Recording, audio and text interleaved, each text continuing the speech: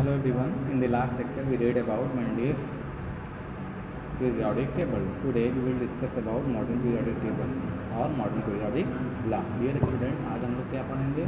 Modern periodic law और modern periodic table के बारे में पढ़ेंगे। और पिछले वीडियो में हमने क्या किया था? मेंडलीव के पीरियोडिक लॉ के बारे में पढ़ लिया था, ठीक है ना। So let us start our reading our topic modern periodic law. अब देखते हैं मॉडर्न पीरियोडिक लॉ क्या होता है। देखिए, जैसे मेंडलीव ने फंडामेंटल प्रॉपर्टी किसको माना था? एटॉमिक मास को इन्होंने एटॉमिक नंबर कर दिया। तो बस आपको यही एक काम करना है, लिखना है physical and chemical properties of the elements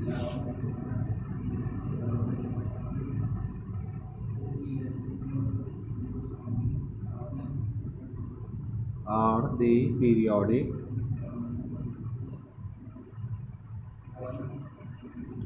function of their atomic number.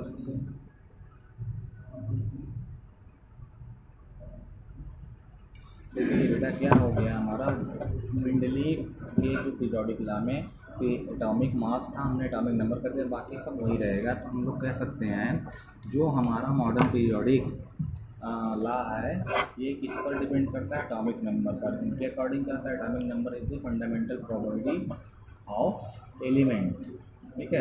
अब देखिए, मॉडर्न पीरियोडिक लॉ का जब हमने यूज किया मॉडर्न पीरियोडिक टेबल में, तो हमने क्या किया? अलग अलग एलिमेंट्स को एटॉमिक नंबर के इंक्रीजिंग ऑर्डर में हमने फिल किया। उसके बाद हमने क्या बना दिया? मॉडर्न पीरियोडिक टेबल बना दिया, ठीक है। और जो मॉडर्न पीरियोडिक टेबल होता है इसी को हम लोग long form of periodic table भी कहते हैं। तो our next reading is present form of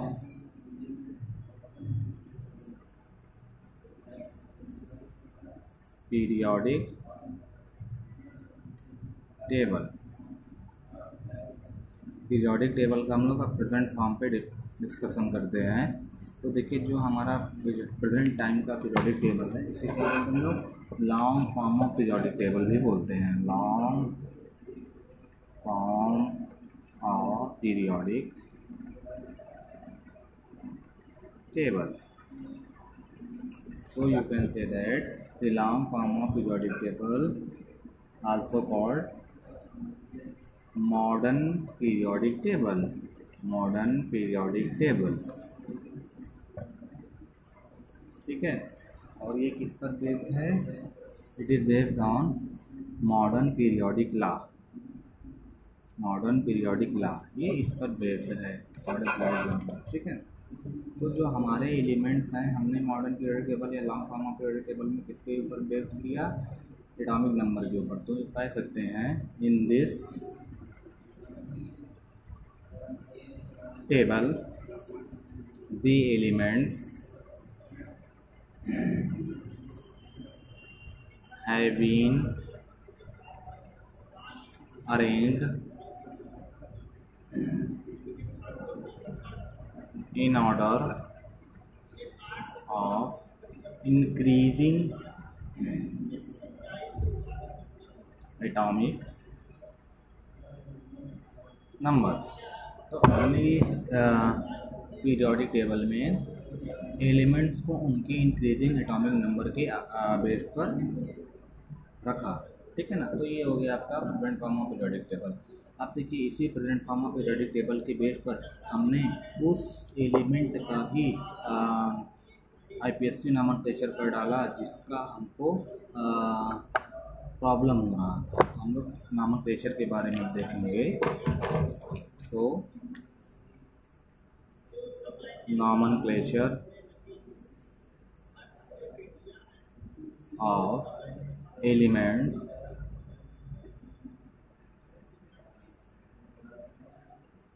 with atomic number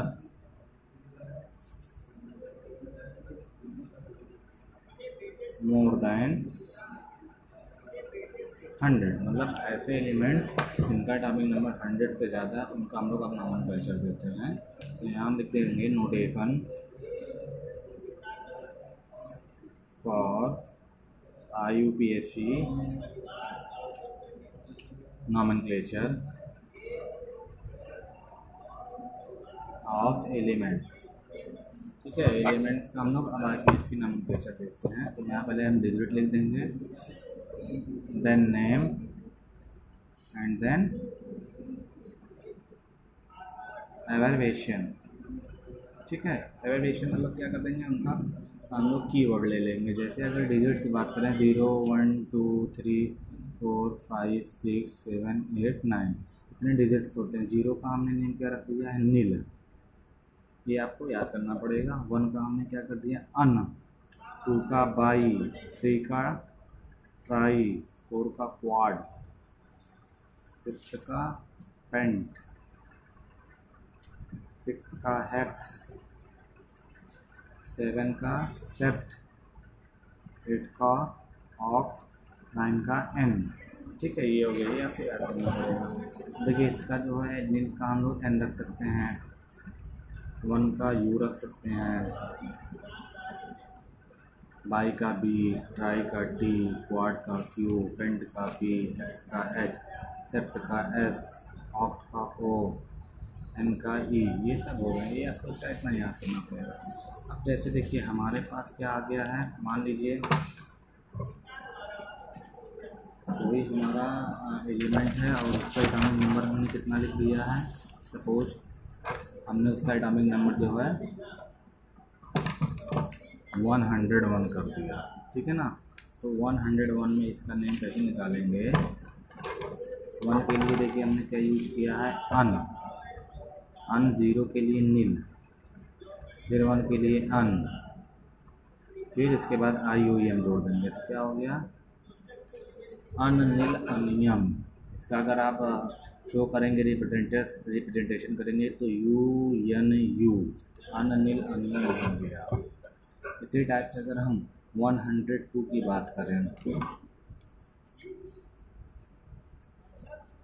102 में 1 का क्या हो जाएगा, अन, 2 का नील, सॉरी अन 1 का हो जाएगा, 0 का नील हो गया, 2 का